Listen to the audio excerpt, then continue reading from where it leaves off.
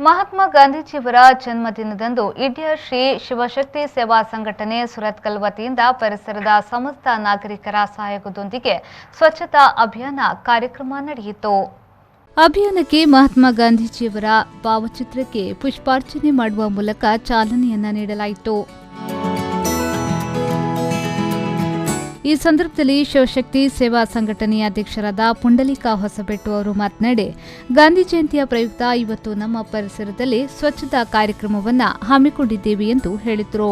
ಗಾಂಧೀಜಿಯವರ ಜನ್ಮದಿನದ ಅಂಗವಾಗಿ ಶಿವಶಕ್ತಿ ಸೇವಾ ಸಂಘಟನೆ ಇಡ್ಯ ಸುರತ್ಕಲ್ ಇದರ ವತಿಯಿಂದ ಇಡ್ಯ ಪರಿಸರದ ಎಲ್ಲ ಸಜ್ಜನ ಬಾಂಧವರು ಒಟ್ಟು ಸೇರಿ ಈ ಪರಿಸರವನ್ನು ಸ್ವಚ್ಛಗೊಳಿಸಬೇಕು.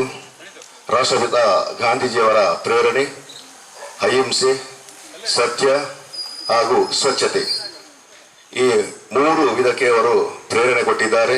ಅದರೊಟ್ಟಿಗೆ ಮಧ್ಯವರ್ಜನ ಶಿಬಿರ ಅಂದರೆ ಇಡೀ ದೇಶದ ಯುವಕರು ಸದೃಢರಾಗಬೇಕು, ದೇಶಕ್ಕೆ ಕೀರ್ತಿ ತರಬೇಕಂತ ಮಧ್ಯವರ್ಜನ ಶಿಬಿರ ಕೂಡ ಅವರು ಚಾಲನೆ ಮಾಡಿದ್ದು. ಅದನ್ನು ಈ ಸ್ವಚ್ಛತಾ ಈ ಶಿಬಿರವನ್ನು ನಮ್ಮ ಪ್ರಧಾನ ಮಂತ್ರಿ ನರೇಂದ್ರ ಮೋದಿಜಿ ಅವರು ಮಹಾತ್ಮ ಗಾಂಧಿಯ ಆದರ್ಶವನ್ನು ಪಾಲನೆ ಮಾಡಿ ಇಡೀ ದೇಶದಲ್ಲೇ ಈಗ ಸ್ವಚ್ಛತಾ ಆಂದೋಲನ ಪ್ರಧಾನಿ ನರೇಂದ್ರ ಮೋದಿಜಿ ಅವರ ಸಮಕ್ಷಮದಲ್ಲಿ ಈಗ ಇಡೀ ದೇಶದಲ್ಲಿ ನಡೆದಿದೆ.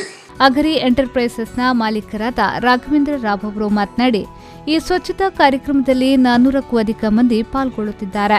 ಈ ಕಾರ್ಯಕ್ರಮಕ್ಕೆ ಅಭೂತಪೂರ್ವ ಬೆಂಬಲ ಸಿಕ್ಕಿದೆ ಎಂದು ಹೇಳಿದರು. ಈಗ ಗಾಂಧಿ ಜಯಂತಿಯ ಪ್ರಯುಕ್ತವಾಗಿ ಈ ಒಂದು ಸ್ವಚ್ಛ ಭಾರತ ಎಂಬಂತಹ ಒಂದು ಹೊಸ ಅಭಿಯಾನವನ್ನ ಎಲ್ಲ ಕಡೆ ಆಗ್ತಾ ಇದೆ. ಆದ್ರೆ ನಮ್ಗೆಲ್ಲ ಯೋಗ ಯಾಕೆಂತ ಹೇಳಿದ್ರೆ ಶಿವಶಕ್ತಿ ಬಂದ ಕಾರಣ. ಹಾಗಾಗಿ ಇಲ್ಲಿವರೆಗೆ ನಾವು ಈ ರೀತಿಯ ಸ್ವಚ್ಛತೆಯನ್ನ ಮಾಡಿಲ್ಲ, ಅದನ್ನೆಲ್ಲ ಮಾಡ್ತಾ ಇದ್ದಾರೆ.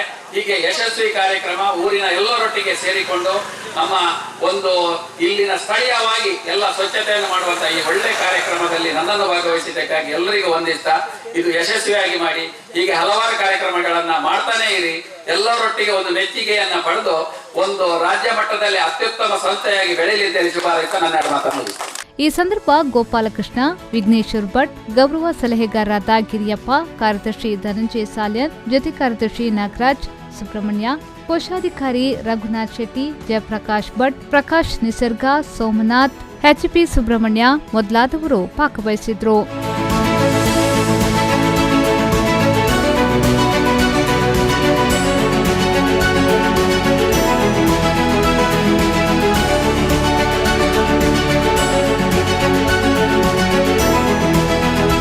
ಶರಸಾಲ್ಯನ್, ವಿ4 ನ್ಯೂಸ್, ಮಂಗಳೂರು.